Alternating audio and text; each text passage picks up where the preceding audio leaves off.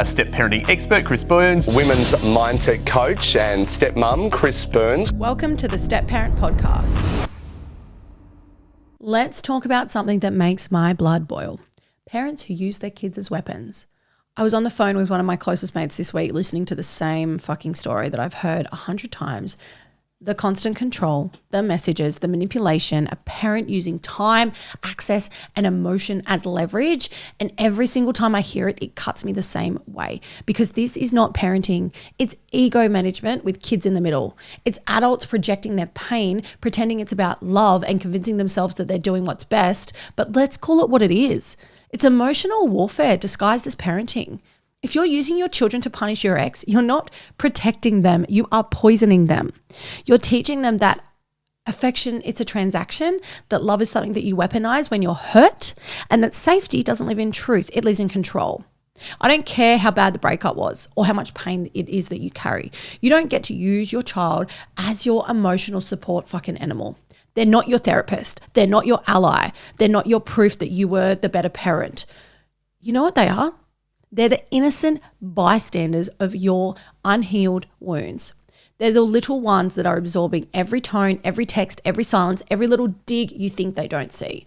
And they'll remember it because when they grow up, they won't remember the version of the story you told them. They'll remember how it felt. They'll remember the tension, the manipulation, the guilt. They'll remember how small they felt when the adults around them were too busy trying to win. Here's the hard truth.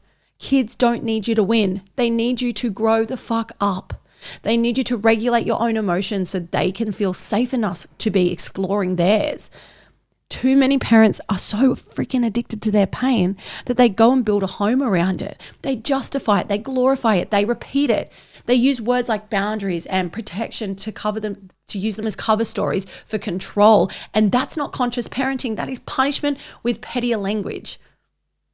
If you've ever said they're not ready to see their dad right now, or they don't want to go to dad's this weekend, they're better off with me, or whatever language that you've used, you're sitting in your own discomfort and you're projecting it to them. That's about making the pain the priority and your kids as collateral. You can't call yourself a protective parent when what you're really protecting is your narrative. The moment that you start deciding that your child should think or feel a certain way about the other parent, you've stopped parenting and you've started programming. You're creating an echo chamber where the truth is yours. You're raising a kid who will spend their adulthood untangling emotional knots that were never theirs to hold. And you know what the real strength looks like? It's staying silent. It's staying silent when your ego wants to prove a point. It's letting your child form their own opinions, even if it hurts. It's choosing peace over power and doing it consistently because emotional maturity doesn't look like control. It looks like accountability. It looks like saying, I'm angry, but that anger is not my child's problem. Because let's be honest, some of you are still fighting battles that ended years ago. You're still trying to prove you're right, still chasing the validation from someone who's never going to give it. And you're doing this through the only leverage that you have left, which is the kids, yeah? But here's the thing about leverage.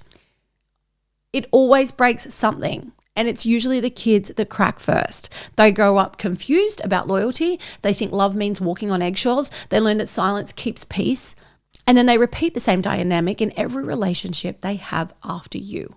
Generational trauma doesn't start with chaos. It starts with parents who can't handle discomfort. If you're a parent who makes looking defensive look good, maybe you were parented this way. Maybe you watched it happen your whole life, but that doesn't mean that you can normalize it for your children. Now you're the adult, and the adult breaks cycles by doing better, not blaming the past. You can't co-parent consciously when you're still living unconsciously. You can't talk about love and healing while still using control as your strategy. You can't raise emotionally regulated kids when you refuse to regulate yourself. So here's what we're taking responsibility actually looks like. It's going to fucking therapy instead of texting abuse. It's pause instead of a power play. It's deciding that your child's peace matters more than your point of view. It's remembering that every single time you manipulate, you model it. Your kids aren't learning from what you say, they're learning from what you do, right? So when you refuse to share time, when you use the guilt to your children, they're going to mirror that behavior back to you. They'll treat someone else's love the same way that you've treated theirs, as if it's a game. If you've got a story, an experience, or you just need some honest advice from not only a professional, but from someone who has actually walked this walk for 10 years, I want to hear from you. My new segment, If I'm Honest, is now open. It's a totally anonymous space for step parents to share their truth without consequences. Nothing's off limits, no judgment, no filters. It's your chance to be coached by me, to be seen, and to finally have your truth heard. You can email podcast@thestepparentcoach.com or drop a voice note directly via the website, thestepparentcoach.com. The door is open. This is your space. If you're ready to be honest, I'm listening. They'll question why they don't open up, but they don't know how. And it's not a rebellion, it's consequences of your actions, because nothing pushes a child away faster than growing up as someone else's emotional weapon. You want to show you're a better parent? Show restraint. Show awareness, show respect for the other parent, even when it's hard.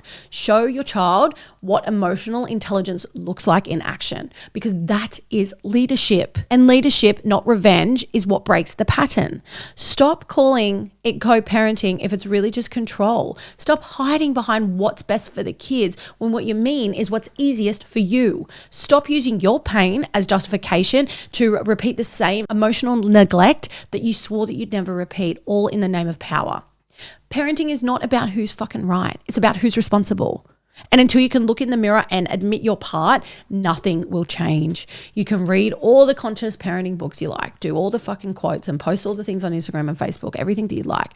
But if you're still using your kids as pawns, you're the problem. Do better. Not because you owe it to your ex, but because your kids deserve parents who are emotionally safe. They don't need to be perfect, but they don't need to be passive. They need to be safe. Stop projecting your wounds. Stop teaching them that love looks like a loyalty to pain. If this episode hit home, share it, because someone out there needs to hear the truth, and maybe that truth starts with you. Follow at the Step Parent Coach for more real talk on leadership, boundaries, and what it looks like and what it takes to raise families that actually heal instead of repeat. Now, here are 3 immediate things that you can do as the biological parent to change this pattern. First, you can stop reacting in the moment and start responding after reflection. Every time you feel the need to send that text, make that dig, or twist the knife, pause. Ask yourself, am I protecting my kid's peace or my ego? Second, separate your emotions from your decisions. Don't make parenting choices out of anger, fear, guilt. Make them from clarity and calm, because that's the example that your kids need. Third, get professional help. Therapy, coaching, accountability, whatever it takes to break the cycle. You're not weak for needing help. You're strong. And you're strong for finally wanting to lead and change. And for step parents, here are 3 ways that you can lead differently right now. 1, stop rescuing. You can't support your partner without trying to fix what's not yours. 2, protect your peace and as fiercely as you protect your relationship. You cannot pour from an empty cup, and your exhaustion doesn't make you more loving. It makes you more resentful. So really honor yourself through that. And 3, embody calm leadership. Model what emotional regulation looks like, even when everyone else is losing it. When you regulate yourself, you shift the energy of the entire home. We know this. There's evidence of this. I know that you know that. So really honor yourself through that. These steps will change everything. They'll break the patterns that the kids are watching. They'll build a family system that doesn't just survive but heals. And that is the work. That's the mission. And it starts with you. Thank you for listening to today's episode.